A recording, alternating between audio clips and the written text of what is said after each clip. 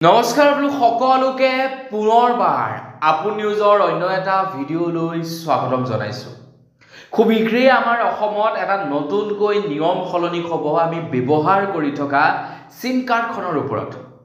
আপুনিও সিম কাৰ্ড ব্যৱহাৰ কৰে, ময়ো সিম কাৰ্ড ব্যৱহাৰ কৰোঁ। আপোনালোকে হয়তো এয়াৰটেলৰ ব্যৱহাৰ কৰে, হয়তো জিঅ' বা ভোডাফোনৰ ব্যৱহাৰ কৰে, ঠিক তেনেকৈ ময়ো হয়তো এয়াৰটেল, ভোডাফোন বা জিঅ' যিকোনো এটা কোম্পানীৰ সিম কাৰ্ড ব্যৱহাৰ কৰোঁ।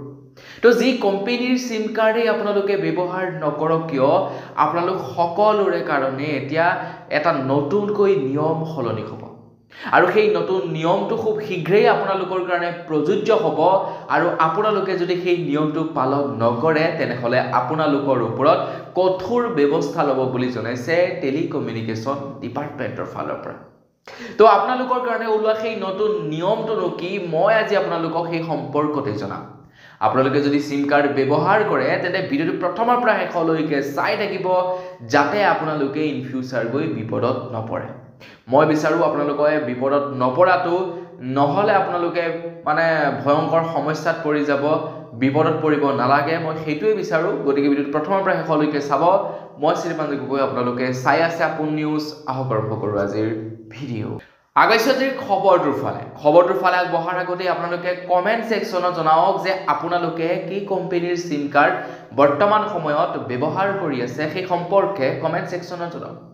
আপুনি যি কোম্পানীৰ সিম কাৰ্ডেই ব্যৱহাৰ নকৰক কিয়, প্ৰত্যেকৰ কাৰণে এই নিয়মটো প্ৰযোজ্য হ'ব। আপুনি এয়াৰটেল যদি ব্যৱহাৰ কৰে তেতিয়াও আপোনালোকে এই নিয়মটো পালন কৰিব লাগিব। যদি আপোনালোকে ভোডাফোন ব্যৱহাৰ কৰে তেতিয়াও আপোনালোকে নিয়মটো পালন কৰিব লাগিব।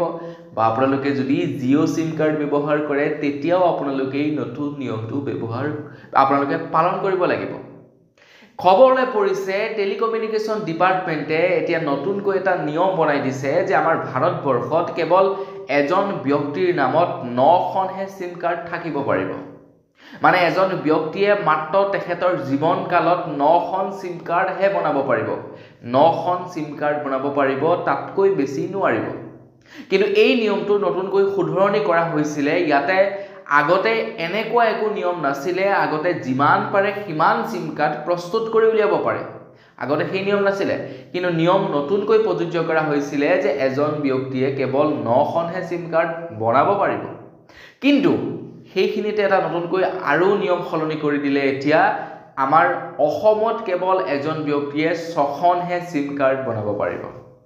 আমাৰ অসমৰ মানুহে কেৱল 6খনহে সিম কাৰ্ড বনাব পাৰিব এজন ব্যক্তিৰ নামত। অসমৰ বাহিৰৰ ষ্টেটবিলাকত 9খনকৈ বনাব পাৰিব এজন ব্যক্তিয়ে, কিন্তু অসমত কেৱল 6খনকৈহে বনাব পাৰিব। আৰু এই নিয়মটো ৰিচেণ্টলি সলনি কৰিছে।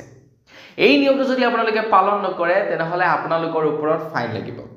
ফাইনসমূহ হ'ব, যদিহে আপোনালোকে প্ৰথমবাৰৰ কাৰণে এই নিয়মটো উলংঘা কৰে 50,000 টকাৰ ফাইন। যদি দ্বিতীয়বাৰৰ বাবে উলংঘা কৰে 2 লাখ টকা ফাইন। আৰু আপোনালোকে যদি 3বাৰতকৈ বেছি এই নিয়মটো উলংঘা কৰে তেনেহ'লে 3 বছৰ জেইল হ'ব বুলি জনাইছে। 3 বছৰ আপোনালোকৰ জেইল হ'ব যদি এই নিয়মটো আপোনালোকে 3বাৰতকৈ বেছি উলংঘা কৰে। প্ৰথমবাৰ উলংঘা কৰিলে 50,000 টকাৰ ফাইন, দ্বিতীয়বাৰত 2 লাখ টকা, আৰু তৃতীয়বাৰত ডাইৰেক্টলি 3 বছৰৰ কাৰণে আপোনালোকৰ জেইল। গতিকে এই নিয়মটো আপোনালোকে পালন কৰিব। বৰ বিশেষ ডাঙৰ নিয়ম নহয় যে এজন ব্যক্তিৰ নামত কেৱল 6খন সিম কাৰ্ড থাকিব পাৰিব। আমাৰ অসমৰ প্ৰত্যেকজন ব্যক্তিৰ কাৰণে নিয়মটো হৈছে কি, মাত্ৰ এজন ব্যক্তিৰ নামত 6খন সিম কাৰ্ড থাকিব পাৰিব। নিয়মটো তেনেই সৰু, কিন্তু ইয়াৰ ইম্পেক্ট বহুত বেছি। আপোনালোকে নিয়মটো যদি পালন নকৰে তেনেহ'লে 3 বছৰ পৰ্যন্ত জেইল যাব লাগিব। কৈছোঁৱে নিয়মটো বহুত সৰু কিন্তু বহুত ইম্পেক্টফুল। গতিকে পালন কৰিব নিয়মটো, নহ'লে কিন্তু আপোনালোকেই বিপদত পৰিব। আজি মন গ'ল বোলে সিম কাৰ্ড এটা উলিয়ালোঁ, যাকে তাকে দম চম দিলোঁ, কালিলৈ আকৌ মন গ'ল সিম কাৰ্ড এটা উলিয়াম।